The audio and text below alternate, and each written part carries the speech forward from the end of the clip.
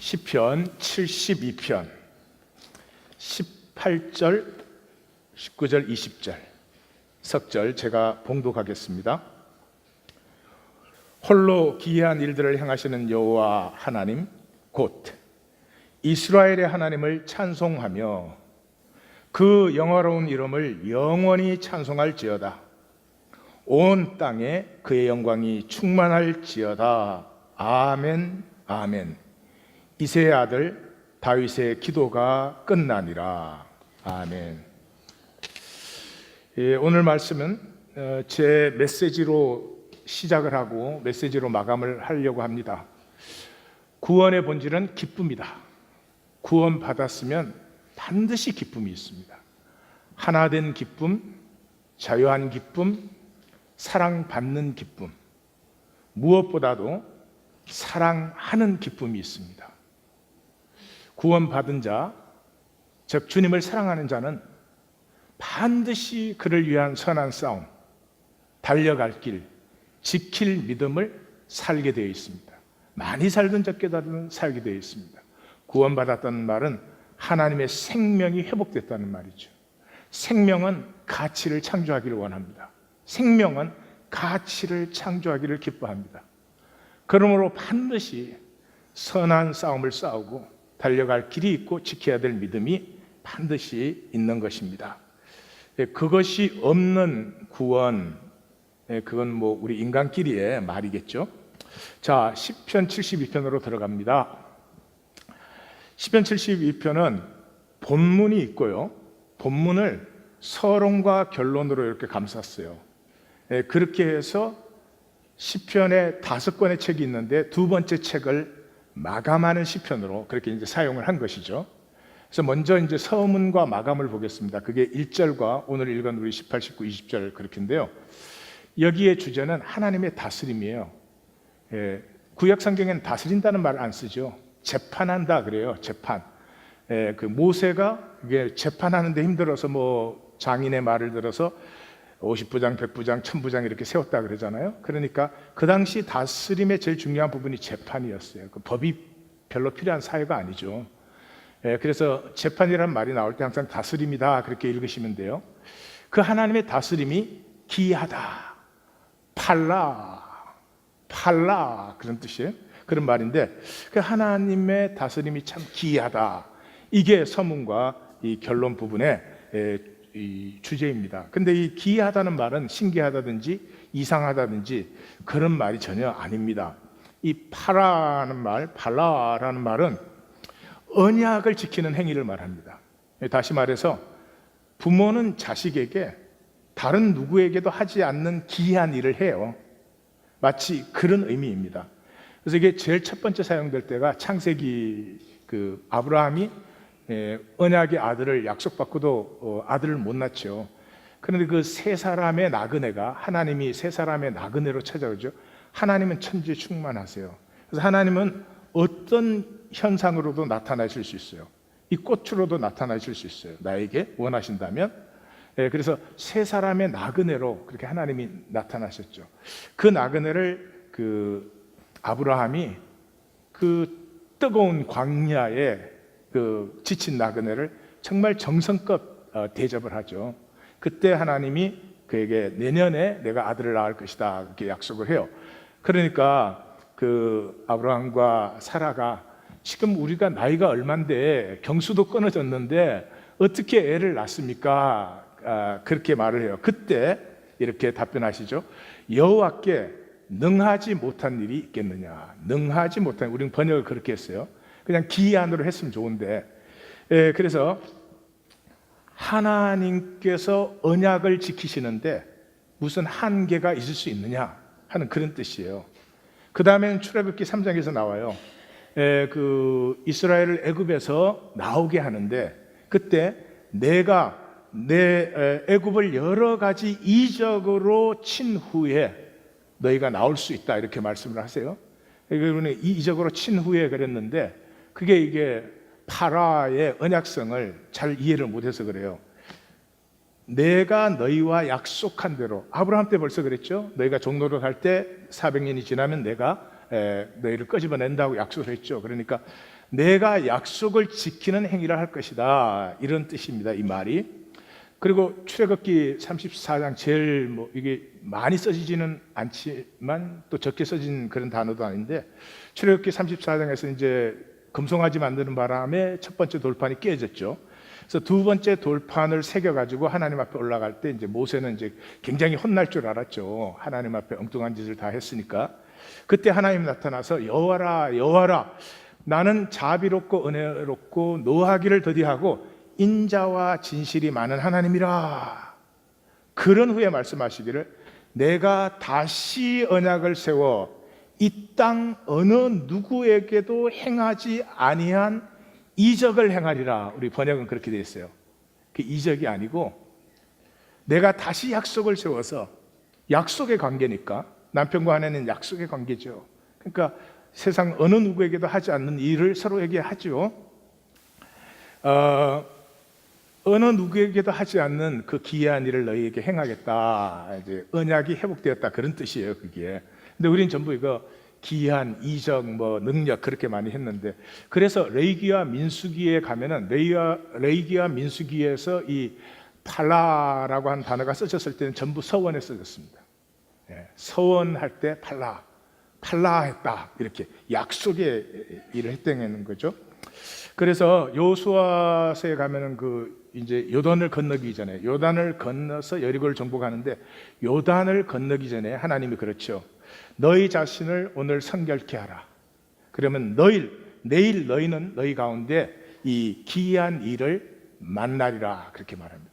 그러니까 너희가 성결하면 하나님의 약속이 너희 가운데 일어나는 것을 보게 된다, 이제 그런 뜻이에요. 그래서 이스라엘의 하나님은 기이한 하나님이다. 이게 이제 서문과 결론의 주제입니다. 그래서 1절에 하나님의 정의와 공의의 다스림을 왕과 왕의 후손에게 주소서. 여기 왕의 후손은 다윗의 후손이니까 솔로몬을 얘기하지만 솔로몬만 얘기하는 게 아니라 이 다윗의 왕권, 다스림이 흘러가는 모든 줄기를 얘기하는 거죠. 그래서 아들이란 말이 이제 벤이라는 말인데, 그게 가지, 줄기, 똑같은 단어예요. 그래서 이 왕의 줄기, 그러니까 우리까지예요. 하나님이 인간을 다스림의 존재로 창조하셨죠. 그래서 이 언약 속에서 다스림의 권세를 회복받는 우리 모두가 불러야 될 노래다. 이게 이제 72편 시편의 서문과 이 결론 부분이에요. 그래서 18절에 가면 기이한 여호와 하나님, 이스라엘의 하나님. 이스라엘 하나님이 기이하다는 거죠. 무엇이 기이해요? 언약 관계 속에 불러서 언약을 이루시는 게 기이하다는 말이죠. 다른 신들은 아니에요. 재물 많이 갖다 바치면 그냥 축복해요. 하여튼 그런 관계예요. 함께 인격이 가꾸어져 나가는, 저의 존재 전체가 내게로 스며들고, 나는 이 부족하고 죄 많은 내가 그의 존재 전체 안으로 스며드는, 아버지가 내 안에 내가 아버지 안에, 이것이 기이한 하나님이에요. 그 이름이 찬송받고 그 영광이 충만할지어다. 그리고 20절이 이제 이새의 아들 다윗의 기도가 끝나니라. 이 말은 1권과 2권은 구조가 1편은 시편 150편 전체의 서문, 2편은 1권에서 3권까지의 서문. 그래서 본론은 3편에서 시작됐는데 3편에서 41편까지가 다윗의 시고요. 그다음에 51편에서 7편까지가 다윗의 시예요. 앞쪽 다윗의 시는 내가 언약을 존중합니다. 그게 주제예요. 읽어보시면 알겠지만, 뒤편의 다윗 시편은 내가 하나님의 주권을 존중합니다, 그런 뜻이에요. 그 가운데 들어있는 게 고라의 시편들인데, 이 고라의 시편은 예배입니다. 영과 진리의 예배. 그래서 고라의 시편을 쓰면서도 마감하는 50편은 아삽의 시로 마감을 해요. 아삽은 예배 의식을 주관하는 사람이거든요. 그래서 그 50편이 잘 아시는 바와 같이 감사로 제사를 드리는 자가 하나님을 영화롭게 하나니 하는 그거예요. 그래서 71편까지 다윗의 시를 마감하고 72편에서 제2권을 마감해요. 이 제2권을 마감하면서 이 시편들은 하나님의 다스림의 줄기에 젖붙은 대대로 이 노래를 불러야 된다, 그런 뜻에서 다윗의 시편을 가운데 넣고 그 후대를 위한 시편을 앞뒤로 이렇게 가로로 또는 이렇게 묶은 거죠. 그래서 다윗의 기도가 끝났다, 그런 표현들입니다. 자, 그러면 72편 본문으로 들어가서 보겠습니다. 이 서론과 결론 부분을 뺀 본문은 2절에서 17절까지인데 여긴 두 부분이에요. 그냥 2절에서 11절, 12절에서 17절까지인데 똑같은 게 반복돼요. 한 번은 이스라엘 백성에게, 한 번은 모든 인류에게. 그러니까 그 영역이 확대된 것 외에는 주제는 사실 똑같습니다. 보시면 알겠지만 다스림과 열매, 다스림과 열매 그렇게 나와요. 첫 번째 파트의 다스림은 2절에서 4절까지 나와요. 2절에서 4절까지 나오는데 2절에서 주의 백성을 공의로 또 정의로 재판하신다. 재판이 다스림이다 말씀드렸죠. 공의와 정의로 다스리신다. 그러면 어떤 일이 일어나느냐? 4절 대칭 부분에 가면 가난한 자들의 억울함이 풀리고 궁핍한 자가 구원을 받고 압박이 꺾인다. 압박이 꺾인다는 말이 중요한 말입니다. 사실은. 왜냐 그러면 우리 인간이 사는 세상은 전부가 강약 구조로 되어 있어요. 전부가 강약 구조로 되어 있어요. 이거에 속으면 부부간에도 만나갖고 네가 강하냐 내가 강하냐 이게 이슈가 되기 시작하는 거예요. 그래서 모든 걸 강약 구조로 봐요. 그 자식을 길러도 이거 약한 자식 되면 안 돼. 강한 아이로 만들어야 돼. 뭐 이렇게 돼버려. 이제 그러면 이제 영원한 슬픔과 그 수치와 두려움에서 벗어날 수가 없게 되죠. 그래서 압박을 꺾는다. 그래요. 그래서 그 의의, 공의, 정의의 다스림이 나타나면 산은 임재를 뜻하죠. 이스라엘의 하나님은 산의 하나님이다. 뭐 그 성경에 그렇게도 나오죠. 또 그런 뜻도 있지만 산에서부터 저 평지까지 온 백성에게 샬롬이 임한다. 그것이 하나님의 다스림, 하나님의 다스림이요. 그러면 어떤 삶이 이루어지는가 하는 것이 이제 5절에서부터 11절이에요. 여기에도 대칭 구조로 되어 있어요. 자, 그러한 하나님의 다스림이 임할 때 제일 첫 번째는 백성들이 주를 두려워해요. 이 세속화 시대에 가장 큰 비극은 두려움이 없어요. 하나님에 대한 두려움이 없어요. 한번 각자 점검을 해보세요. 오늘 예배를 나오기 전에 나는 얼마나 하나님 임재 앞에 나아가는 두려움이 내 안에 있었는가.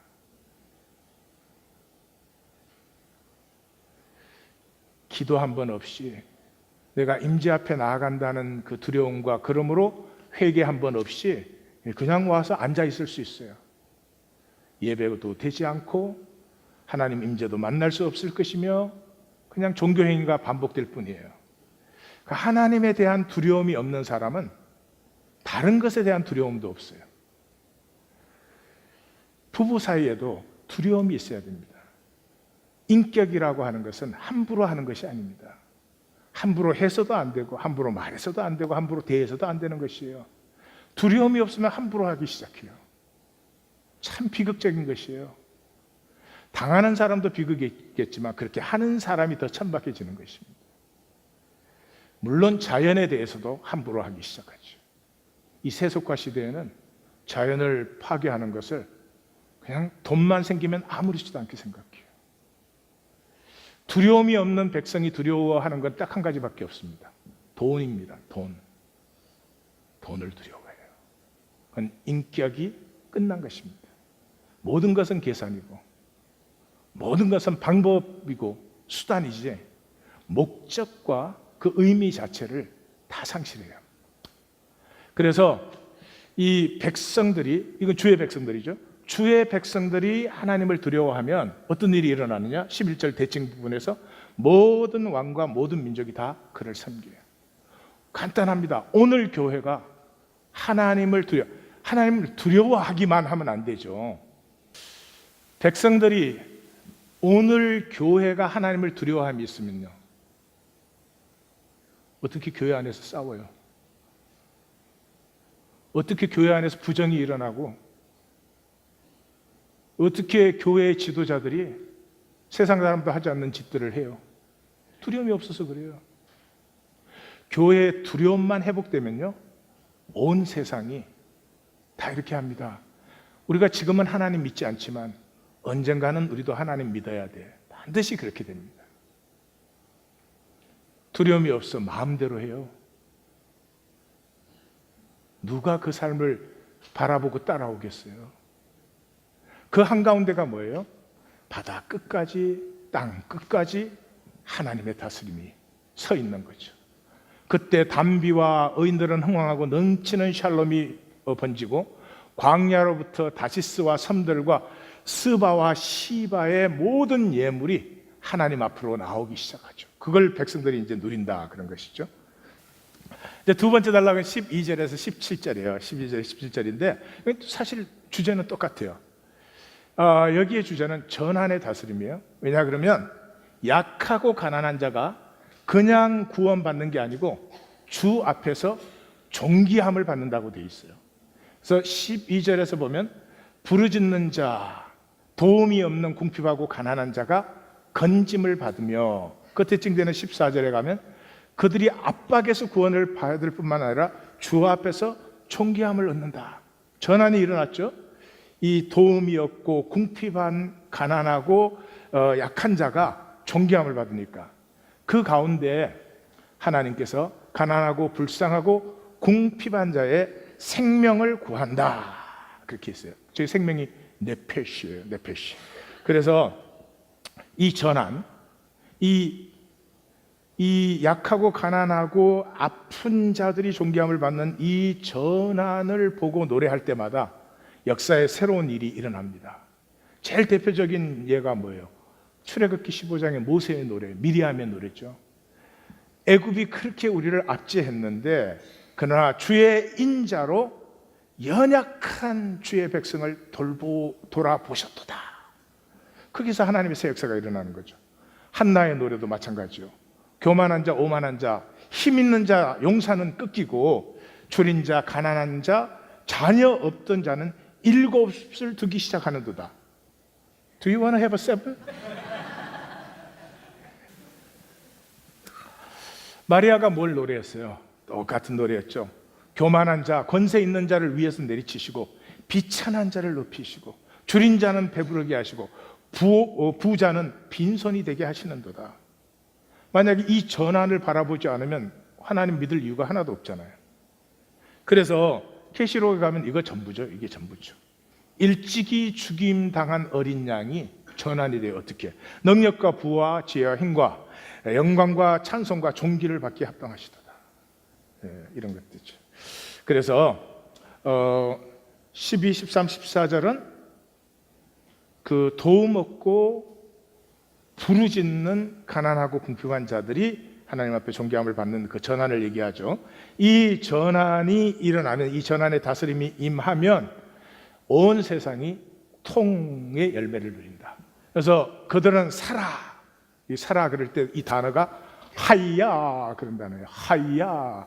살아있다 할 때 일반적으로 쓰는 단어인데 사실은 기가 눌려 있다든지 어렵다든지 거의 죽음의 계곡 속에 있다든지 이랬다가 그 기가 살아날 때, 생명이 다시 피어나기 시작할 때 쓰는 단어입니다. 하야. 그래서 그들이 살아, 그 세상의 압제에 눌려서 죽어가던 그들이 살아가지고 금과 기도와 찬송을 주께 드린대요. 그래서 그렇게 되면은 주의 이름은 영구하고 장구하며 모든 인류가 복을 받아서 모든 민족이 주를 성축해요. 그 가운데는 뭐가 들어있어요? 산 끝에서 평지까지 곡식과 과일이 풍성하고 성 안의 사람들은 왕성해진다. 할렐루야.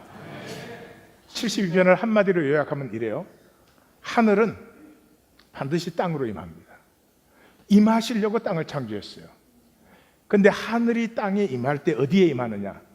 잘나고 권세 있고 부자한테 임하지 않습니다. 가난하고 약하고 낮고 아픈 자리로 임하게 되어 있어요. 우리 평생을 가난하지 않은 척, 낮지 않은 척,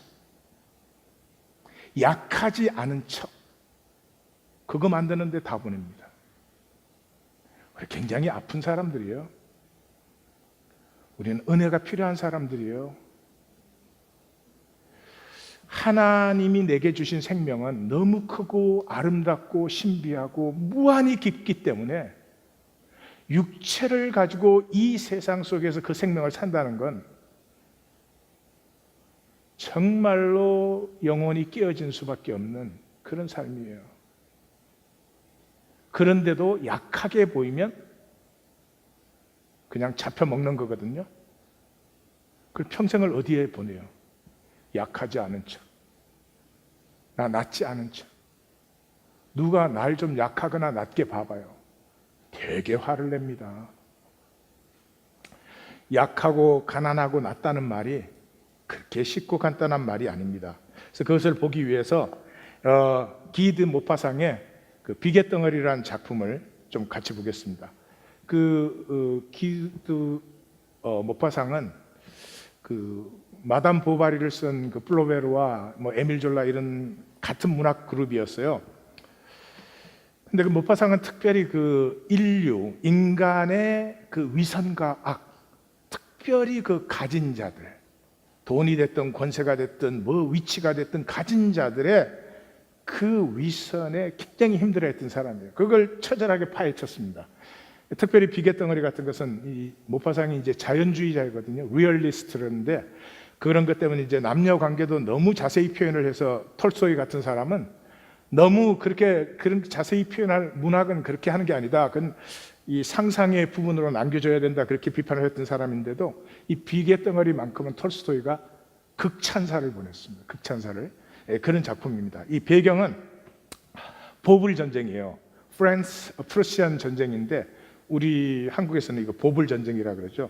보불 전쟁이라고 하는데 그게 뭐냐 그러면 독일의 비스마르크가 등장해가지고 이제 독일 제국을 통일하는데 그걸 위해서 이제 오스트리아 제국을 무너뜨리고 그 폴란드가 그때 그 국경선 지금하고 완전히 다르죠.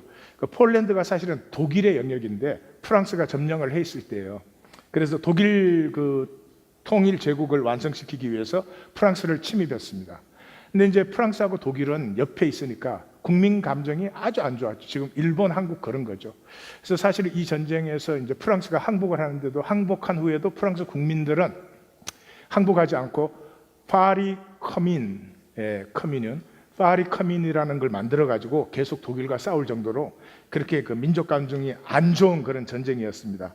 그 전쟁에서 이제 프랑스가 지는 바람에 루앙이라고 하는 도시에 이제 프러시아군이 독일군이 침입했습니다. 그때는 뭐 지금 독일이 아니고 더 큰 독일이죠.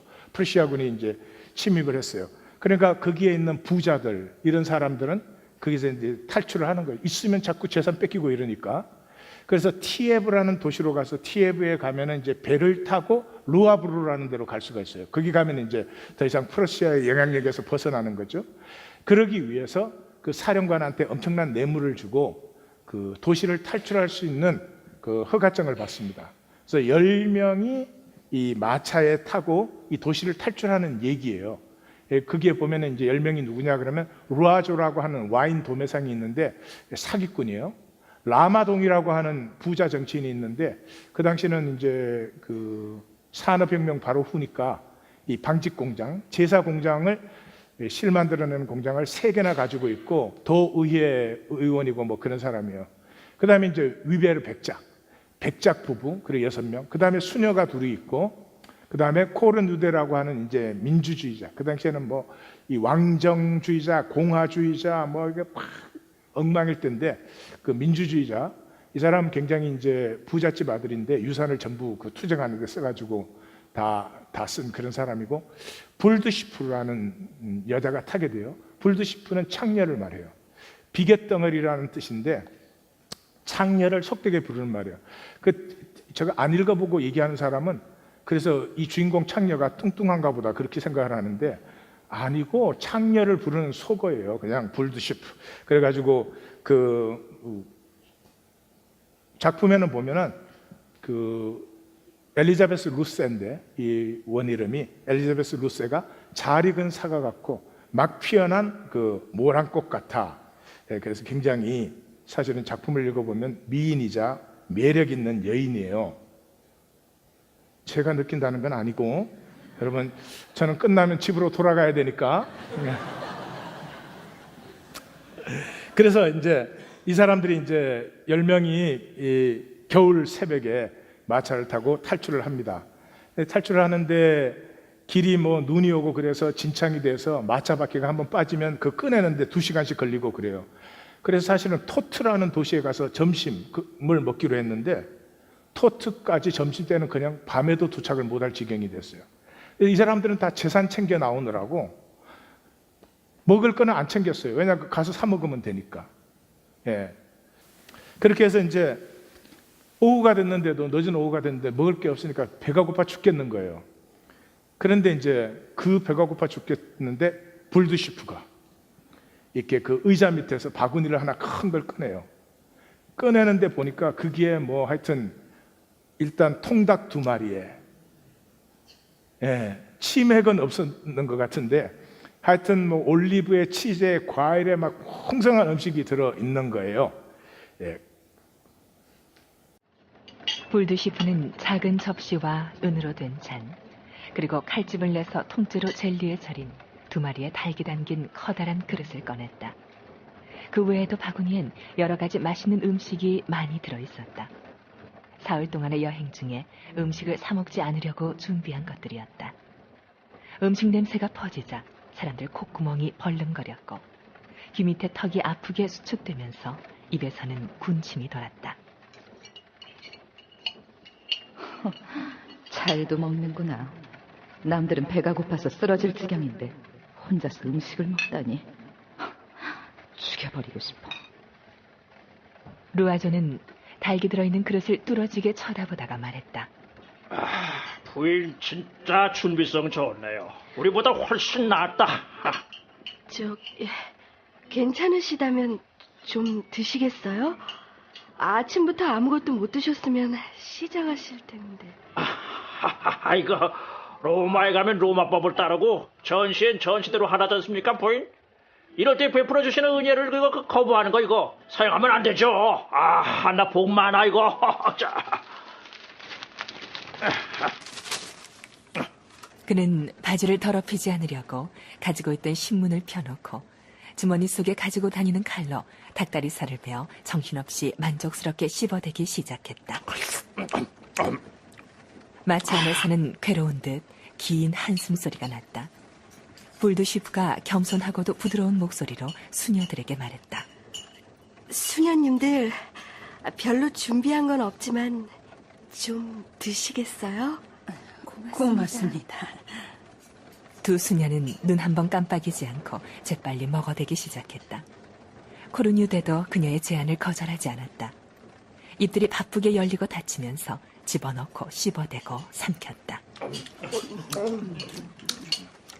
계속 먹어대던 루아조가 낮은 소리로 자기 아내에게 말했다.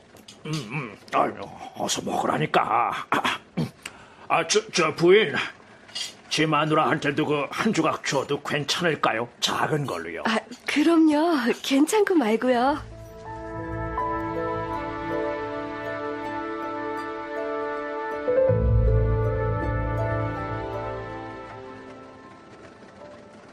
한편 백작 부부와 카레라마동 부부는 음식물에서 나는 냄새 때문에 그야말로 그리스 신화에 등장하는 탄타로스와도 같은 고통을 당하고 있었다.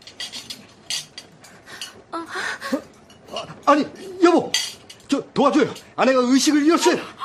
어쩜 좋아요. 얼굴이 백지장보다 더 창백해요. 나이든 수녀가 환자의 머리를 받치고 볼드시프의 잔을 그녀의 입술 사이로 비스듬히 기울여 포도주 몇 방울을 입에 흘려 넣었다. 그러자 잠시 뒤 예쁜 부인이 몸을 움직이며 눈을 떴다. 괜찮으세요?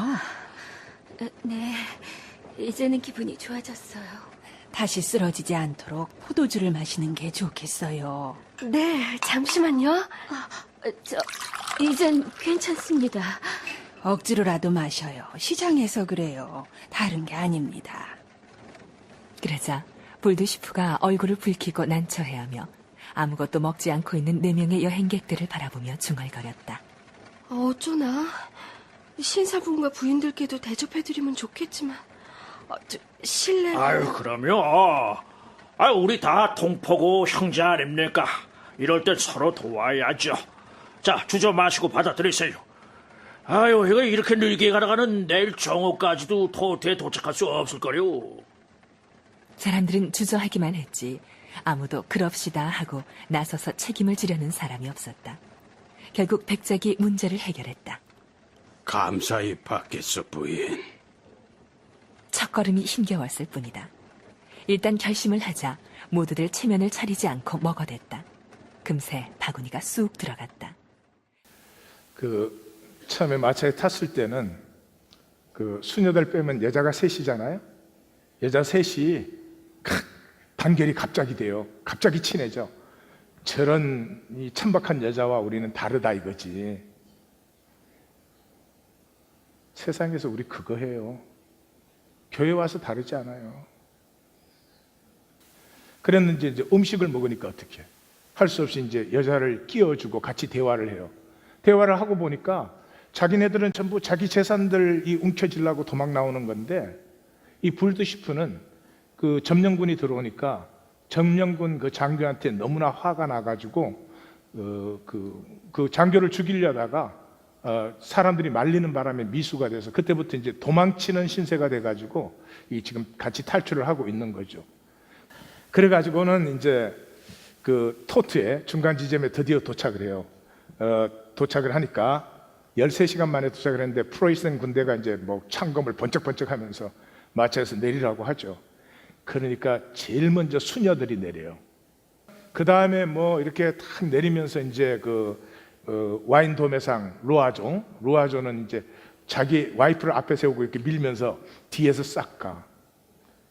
그리고 내려서 막 이렇게 아부를 떨고 하는데 저쪽 장교가 쳐다보는 척도 안 해요. 그 10명 중에서 그 점령군을 딱 째려다보면서 당당하게 내리는 건 불드시프밖에 없어. 그 내려서 이제 좀 있다가 그 사령관이, 이 본명은 엘리자베스 루세, 영어의 루세 양을 찾는다고 연락이 왔어요. 그러니까 루세이 나는 안 만나? 나 그런 인간을 왜 내가 만나? 그러니까 사람들은 이제 점령군 사령관인데 안 만난다 그러니까 위기가 느껴지니까 만나야 된다고 이래가지고 만나러 가요. 만나러 갔다가 10분도 안 돼서 돌아오는데 얼굴이 새빨개져가지고 그 불황당 같은 놈, 그 나쁜 놈 막 이러면서 돌아온 거예요. 그래서 사람들이 아니 무슨 일이 있었느냐고 이러니까 나하고 같이 자고 싶다고 그랬다는 거예요. 그러니까 사람들이 이제 다 흥분을 해요. 그런 야만인들, 어떻게 그럴 수가 있냐, 다 흥분을 그날은 해요. 근데 그 다음날 이제 출발을 하려고 그러는데 마차에 말을 안 묶어놨어. 마부가 출발 준비가 전혀 안 된 거예요. 그래서 물었더니 사령관이 출발 못하게 했다는 거예요. 그래서 왜 우리가 출발을 못하게 하느냐, 우리가 이제 다 허가증 갖고 있는데, 그러니까 사령관이 내 마음이요, 그거 한마디로 딱 끝나버리는 거지. 그러니 뭐 자칫 잘못하면 이제 재산 뺏기고 죽게 생겼으니까 정전긍긍을 해요. 그게 하루 이틀 이렇게 가기 시작합니다. 가기 시작하니까 이제 사람들이 변해요. 막 흥분하던 사람들이 가서 그냥 자지, 지가 뭐 창녀 주제에 뭐 막 이러면서 전부가 이제 이 불드시프한테 원망과 원한을 거는 거죠. 그런데 주일이 됐어요. 주일이 됐는데 이 나머지 인간들은 전부 거기 남아가지고 저 불드시프를 우리가 어떻게 설득을 해가지고 이 사령관하고 자게 만드느냐, 그 꿍꿍이를 하고 불드시프 혼자 교회로 가요. 옆에 분에게 인사해 주세요. 잘 왔어. 하여튼 이 인간들은 입만 열면 하나님이 주여 은혜요 뭐 난리를 치는 인간들이 자기네들 불리해지니까 교회고 뭐고 꿍꿍이 이 계략 짜느라고. 그래서 이제 교회를 갔다가 딱 돌아오니까 이제 이 사람들이 이 불드시프를 이제 설득을 하기 시작하는 거예요. 직접 들으시기 바래요. 점심때까지 부인들은 그녀가 자기들의 충고에 대해 신뢰하고 순종하게 만들기 위해 상냥하게 대하는 것으로 만족하였다. 점심 식탁에 앉자마자 공략은 시작되었다. 처음엔 자기 희생에 관한 막연한 대화가 오고 가다가 옛날의 신뢰를 인용했다. 클레오파트라는 이 역사의 길이 남을 훌륭한 여인이죠. 주디트와 오로페르니, 리크레스는 물론이고 적장들을 모조리 침실로 끌어들여서 노예처럼 복종하게 만들지 않았습니까? 자기 희생을 보여준 겁니다. 클레오파트라는 백성과 나라를 위해서 자기를 희생한 대표적인 여인입니다. 이 무식한 백만장자들이 제멋대로 상상한 얘기가 전개되었다. 흉악하고 가증스러운 인간들을 영웅적인 애무로 굴복시키고 복수와 헌신의 순결을 희생시킨 여자들을 모두 인용했다. 마침내 여자가 해야 할 유일한 역할은 끝없는 자기 희생이며 일시적인 사랑에 계속 육체를 내맡기는 거라고 생각하게 했다. 볼드쉬프는 아무 말이 없었다. 성인들 중에는 죄악이라고 생각되는 일을 하신 분들도 있죠. 이 늙은 수녀는 이 음모의 놀랄만한 근거를 뒷받침해 주었다. 모두 그 수녀가 소심하다고 생각했는데 대담하고 수다스럽고 과격한 본성을 드러냈다. 네, 그렇습니다. 죄악일지라도 의도가 칭찬할 만한 거라면 주님의 마음에 들지 않는 건 없으니까요. 네.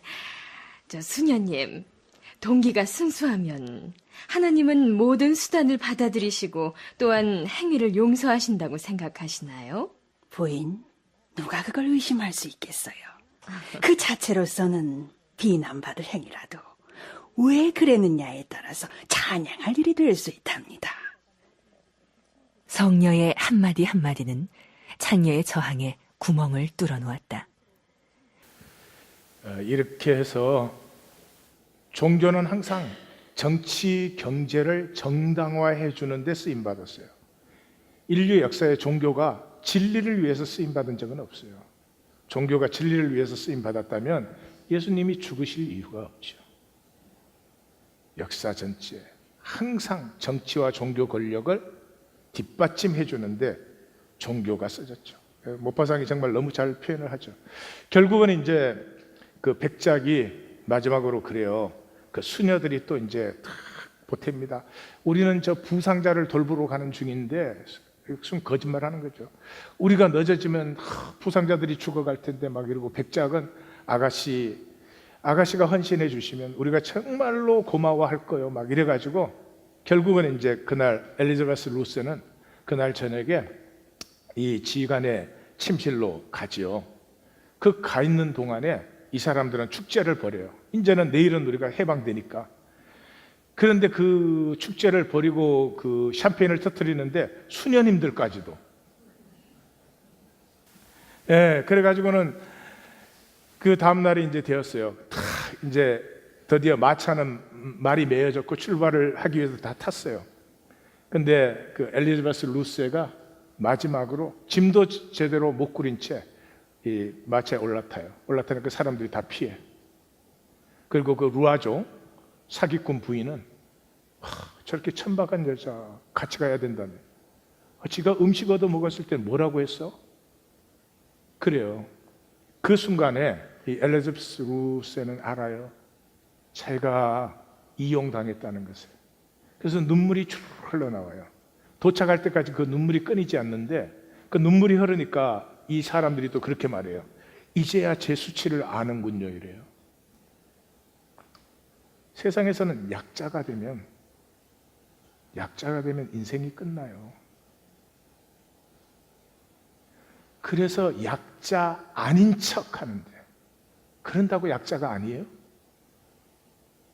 약자 아닌 척 하는데 인생의 모든 시간과 에너지를 그게 다 낭비를 합니다. 그렇게 출발되었는데 이제 음식 먹을 때가 됐어요. 그때는 이제 다들 챙겨왔죠. 루스에는 못 챙겨왔죠. 그걸 꺼내갖고 각자 자기 챙긴 거를 다 먹어요. 그러면서 루스한테는 누가 같이 먹지 않은 사람이 아무도 없어. 나 같아. 친교실 가면 나하고 먹는 사람은 없어.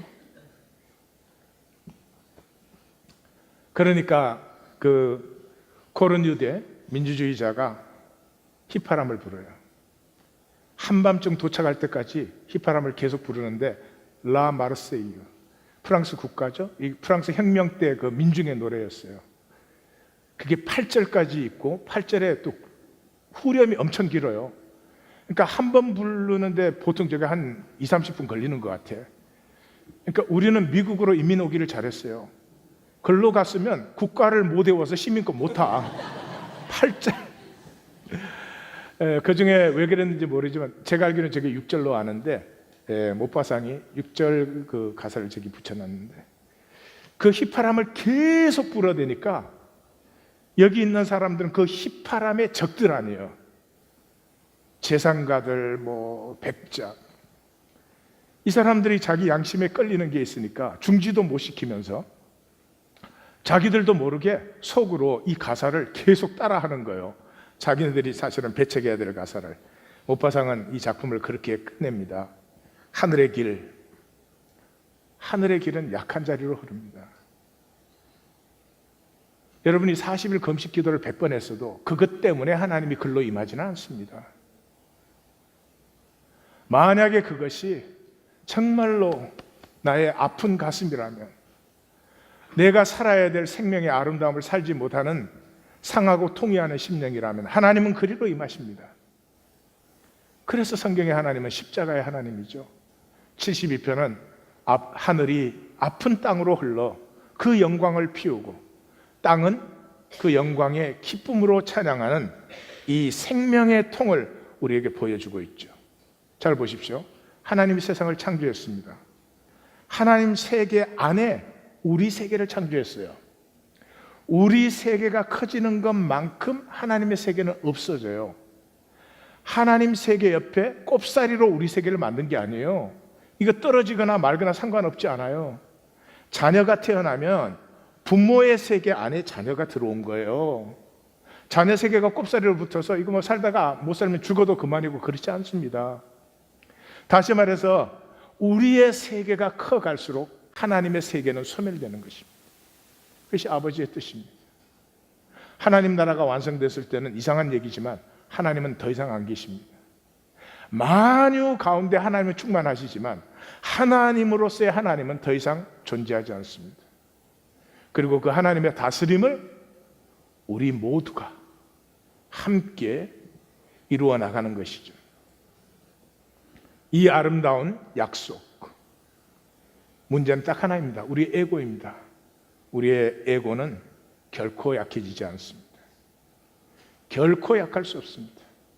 말 몇 마디 나누는데도 내가 약한 것 같으면 그만 견딜 수가 없습니다. 왜 그래요? 허무하기 때문에 그렇습니다. 생명이 충만한 자는 얼마든지 약해집니다. 예수님은 얼마든지 약해지셔도 상관없어요. 약해지실 수가 있어요. 우리는 안 돼요. 누가 나를 낮게 보거나 약하게 보면 부르르 떨립니다. 약한 자가 될 수 없어서 모든 게 거짓입니다. 대단히 뭐 있는 척해요. 대단히 뭐 가진 척해요. 또 교회를 나오면 대단히 믿음이 있는 척해요. 믿음이 있으면 뭐 있는 척이 필요 없죠. 그래서 우리의 삶에는 진실도 없고 헌신도 없습니다.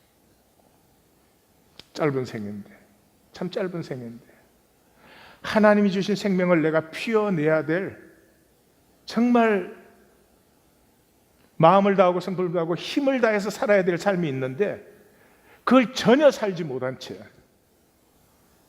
사람들에게 보이기에 급급한 그런 삶이 됩니다. 그런데 그렇게 해서 진정으로 강해지면 또 괜찮겠는데 그런다고 강해지지 않아요. 너 깔볼 수 있다고 내가 강하지 않습니다. 너보다 내가 돈 많다고 내가 강해진 거 아닙니다. 너보다 내가 출세했다고 내가 강해진 거 아니에요. 예. 강해지면 좋겠는데 강하지 않아요. 너를 아무리 약하게 만든다고 강해지지 않아요. 지금 이 세상은 부부 사이에도 이렇습니다. 너 나보다 약해져야 돼. 너 나보다 못나야 돼. 내가 강하려고. 대개 남편들이 그렇게 하죠.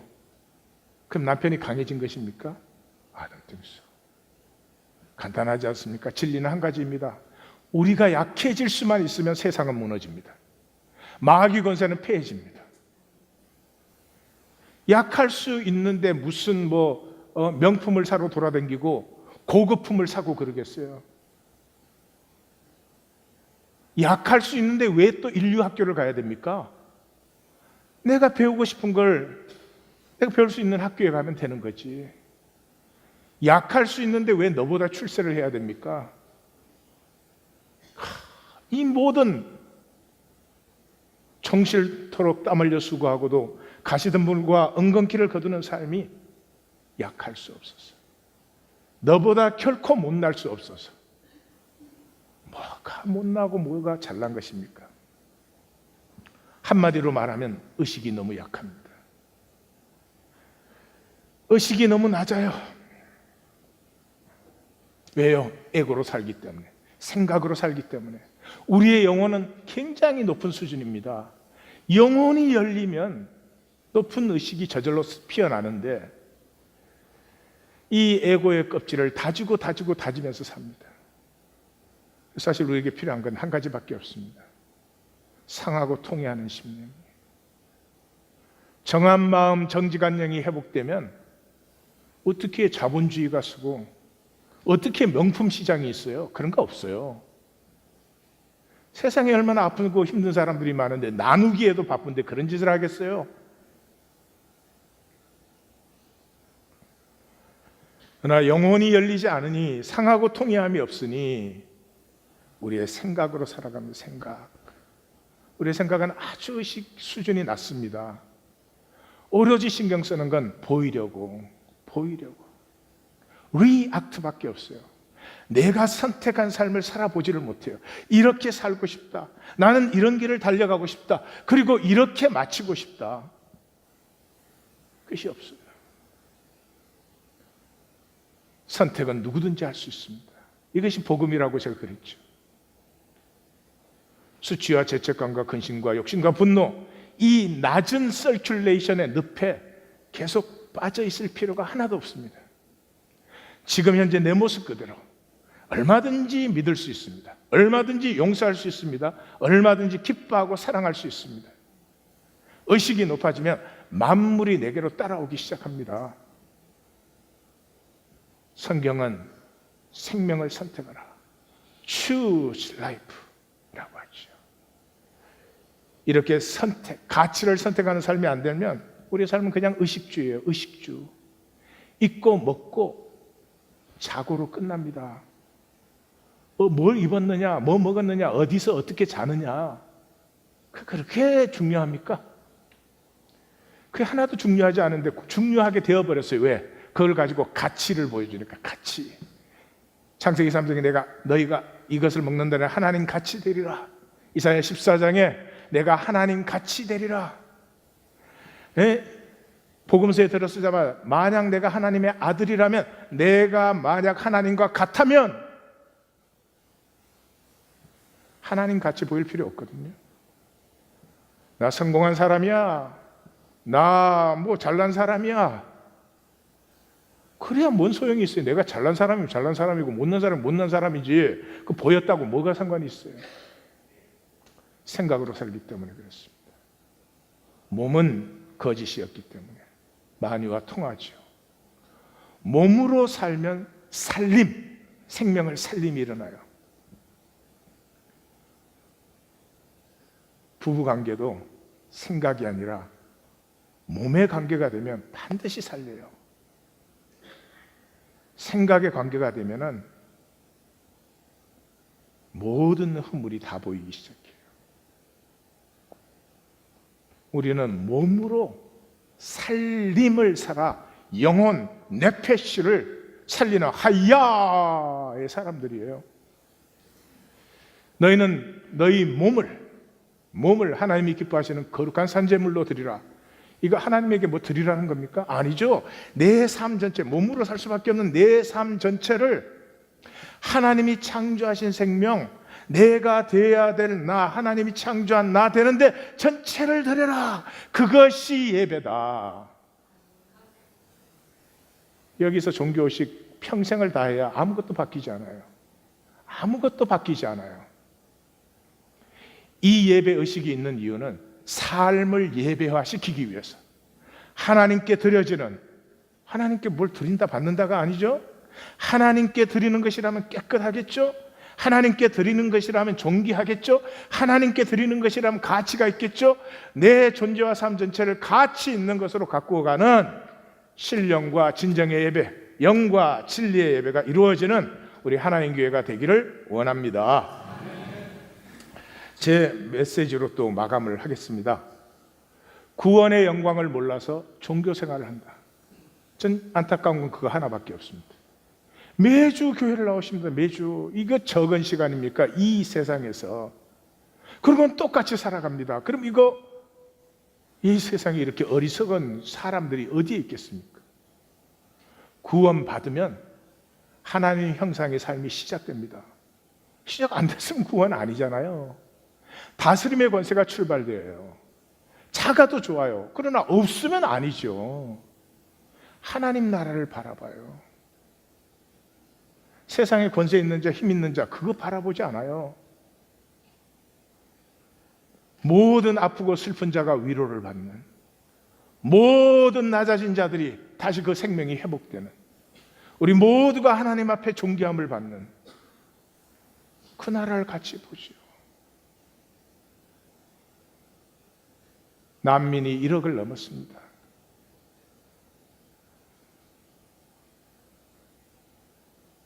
이 지구에 그리스도인이라고 스스로 말하는 사람들은 몇 명이나 있을까요? 그거에 수십 배가 있을 것입니다. 그 아픈 자리가 하나도 위로받지 못해요. 어떻게 미안하고 죄송해서 하나님이란 이름을 감히 붙일 수 있습니까? 자기 십자가를 지고 약한 자리로 흐르기 시작합니다. 왜요? 내 아프고 약하고 낮은 자리에 하나님이 임해 주셨기 때문에 그 생명이 나 역시 그렇게 흐르게 만들어요. 주님과 하나 되며 깊어가기 시작합니다. 여러분, 대단한 권세요, 담대함입니다. 세상 뭐 그렇게 부럽지 않아요. 조금 하나님과 하나가 되어가는 것에 내 마음속에 하나님의 마음이 피어나는, 내게 없던 것이 피어나는, 거짓이 무너지는 전환을 믿는 소망이 열려요. 나 하나 어떻게 하면 잘 사느냐? 아닙니다. 이 아픈 땅에 아프고 슬픈 자를 위로하는 그 하나님의 다스림, 나라가 임하는 것을 바라보기 시작해요. 무엇보다도 반드시 하나님 나라가 세워지기 때문에 지금 현재에 살지만 그 도래할 하나님의 나라를 살 수밖에 없어요. 그걸 믿는데 현재는 세상 나라를 살아요? 그건 절대로 불가능합니다. 구원의 영광을 1%만 누려도 세상이 감당할 수 없는 삶이 피어납니다. 진정한 믿음이 있는 교회가 하나 일어서면 좋겠습니다. 그리고 하나님은 뜻이 계셔서 우리를 인도하셨습니다. 아버지의 뜻이 이루어지기를 원합니다. 기도하십시다.